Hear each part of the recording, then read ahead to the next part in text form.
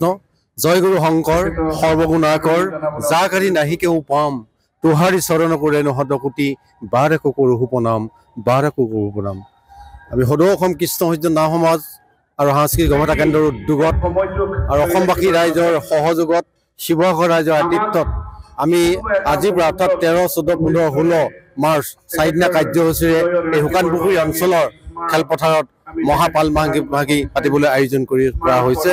ইতিমধ্যে আমাৰ গুৰু আসন প্ৰতিষ্ঠা হৈ গৈছে, এতিয়া শৰাই কাম চলি আছে।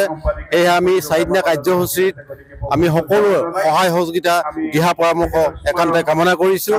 কাৰণ আমাৰ যি 4 দিনীয়া কাৰ্যসূচী অসমৰ বিভিন্ন প্ৰান্তৰ পৰা ভকত বৈষ্ণৱসকল আহিব। অহা কালিলৈ আমাৰ গোলাঘাটৰ পৰা প্ৰায় 70-80 জনমান বৰভাগ লোৱা ভকত বৈষ্ণৱ ইয়াত আহিব পাল নামৰ ডাকিবৰ বাবে।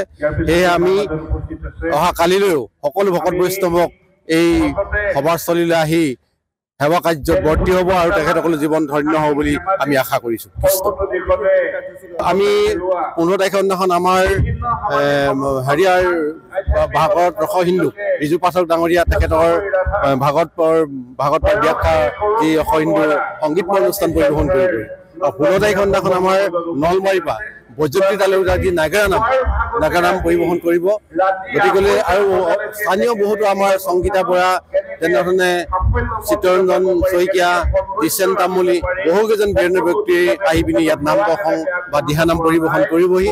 এই আমি সমূহ ভক্তপ্ৰাণ ৰাইজক এই সেৱা কাৰ্যত বৰ্তি হ'বলৈ আৰু আমাক উৎসাহ উদ্দীপনা জগাব বুলি আমি আশা কৰিছোঁ। কৃষ্ণ জয় গুৰু শংকৰ সৰ্বগুণাকৰ যাকাৰি নাহি কেও পাম তোহাৰি চৰণ কৰে নহত কোটি বাৰেকো কৰো প্ৰণাম বাৰেকো কৰো প্ৰণাম।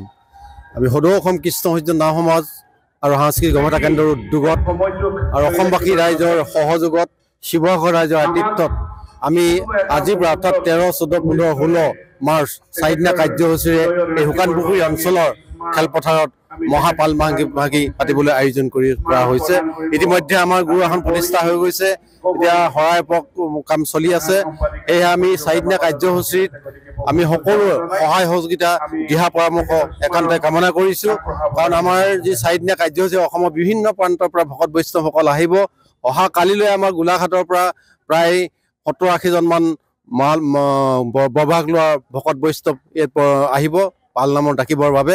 সেয়ে আমি অহা কালিলৈও সকলো ভকত বৈষ্ণৱক এই সভাস্থলীলৈ আহি সেৱা কাৰ্যত বৰ্তি হ'ব আৰু তেখেতসকলৰ জীৱন ধন্য হ'ব বুলি আমি আশা কৰিছোঁ।